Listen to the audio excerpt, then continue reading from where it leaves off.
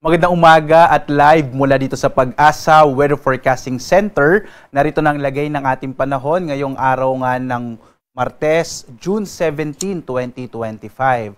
At patuloy pa rin nating minomonitor yung isang low pressure area na huli nating namataan malapit sa katubigan ng Corcuera sa lalawigan ng Romblon. At sa ngayon nga, malit naman yung tsansa na ito ay maging bagyo.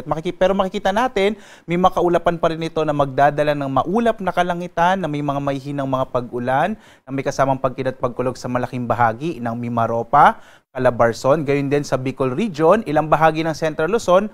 Lalo na inaasahan natin, posibleng medyo kumilos ito, pakanluran, hilagang kanluran kung hindi ito malulusaw ngayong umaga. So posible pa rin ang maulap na kalangitan sa bahagi ng Bataan, Zambales, Pampanga, Bulacan, at maging dito sa Metro Manila, inaasahan pa rin natin malaki yung tsansa ng mga pag-ulan bandang tanghali hanggang hapon hanggang sa gabi. Samantala, meron pa rin tayong easterlies o yung hangin nagmumula sa karagatang Pasipiko at ito ang magdadala ng mas malaking tsansa ng mga pag-ulan sa may bahagi naman ng Aurora, Quirino at Isabela. Makikita naman natin yung Intertropical Convergence Zone or ITCZ ay nasa offshore, sa may karagatan lamang at hindi nakakaapekto, direct na nakakaapekto.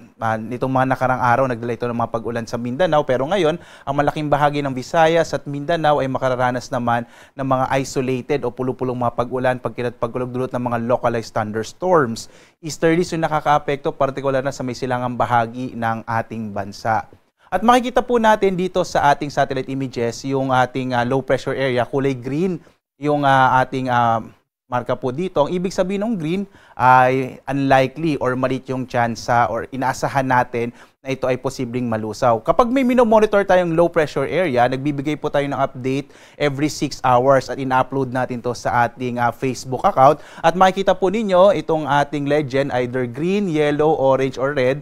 Dito po natin makikita kung magiging bagyo ba ito in the next 12 to 24 hours hanggang 70 hanggang sa mga susunod po ng mga oras. So patuloy po nating magbibigay ng update after 6 hours po kung anong mangyayari dito sa low pressure area na ating minomonitor. So lagi tayong mag-update sa ating Facebook account at iba pang mga social media platforms kasama yung ating website.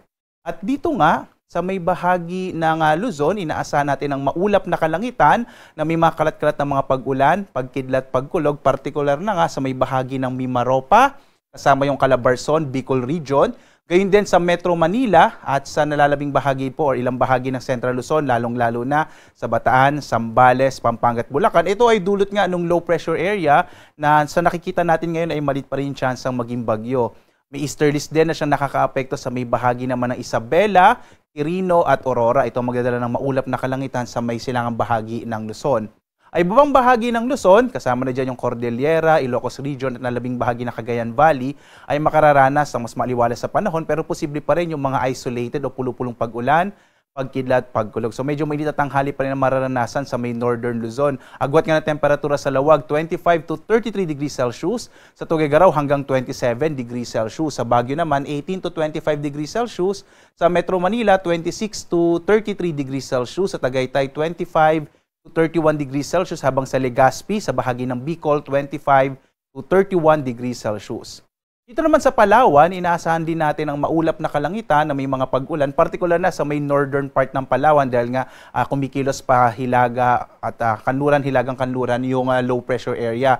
Ang agwat ng temperatura sa Calayan Islands, 27 to 31 degrees Celsius, sa Puerto Princesa, 26 to 31 degrees Celsius. Ang nalalabing bahagi naman ng Kabisayaan, makararanas sa mga isolated o pulupulong pag-ulan, pagkidlat, pagkulog. Agwat ng temperatura sa Iloilo, 26 to 31 degrees Celsius.